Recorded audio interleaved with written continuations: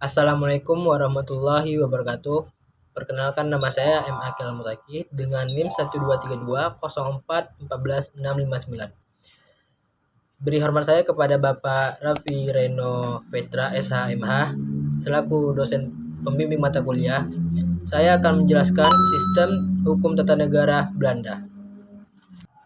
Sistem pemerintahan dan bentuk negara Belanda. Belanda merupakan negara kesatuan dengan sistem monarki, konstitusional, dan pemerintahan parlementer.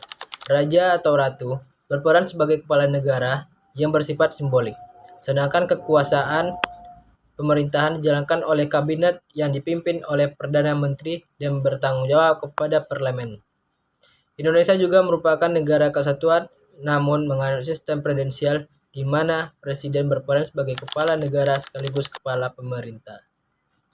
Bentuk negara dan sistem pemerintahan Indonesia dan Belanda. Indonesia dan Belanda sama-sama berbentuk negara kesatuan. Artinya negara hanya satu dan tidak terbagi menjadi negara bagian.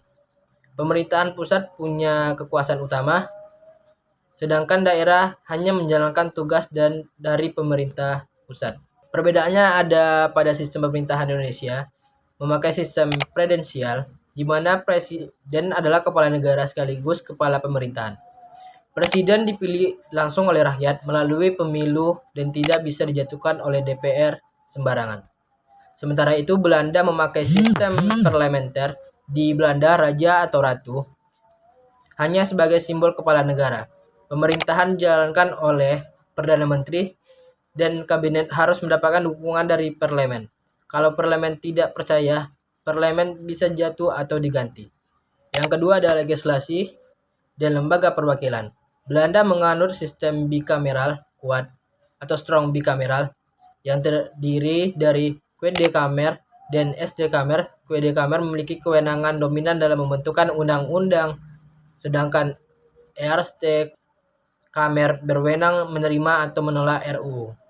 Indonesia juga menerapkan sistem bikameral melalui DPR dan DPD, namun bersifat soft bikameral karena kewenangan DPD lebih terbatas dibandingkan DPR. Belanda memiliki lembaga perwakilan rakyat, parlemen, yang terdiri dari dua kamar, yaitu Tweede Kamer dan Eerste Kamer. Sistem dua kamar ini disebut dengan bikameral. Tweede Kamer majelis rendah adalah lembaga yang paling berperan penting. Anggotanya dipilih langsung oleh rakyat melalui pemilu. Tugas utama Tweede Kamer adalah membahas, mengubah, dan mengusulkan undang-undang serta mengawasi kinerja pemerintah. Eerste Kamer majelis tinggi, anggotanya tidak dipilih langsung oleh rakyat tetapi dipilih oleh perwakilan daerah. Tugasnya lebih terbatas, yaitu menyetujui atau menolak undang-undang yang dibahas oleh Tweede Kamer. Eerste Kamer tidak boleh mengubah isi undang-undang. Yang ketiga ada lembaga yudikatif. Perbedaan utama terletak pada pengujian konstitusional. Indonesia memiliki Mahkamah Agung dan Mahkamah Konstitusi, di mana MK berwenang menguji undang-undang terhadap UUD 1945 sebagai bentuk checks and balances. Belanda hanya memiliki Mahkamah Agung dan secara konstitusional melarang pengujian undang-undang terhadap konstitusi oleh lembaga peradilan demi menjaga supremasi legislatif.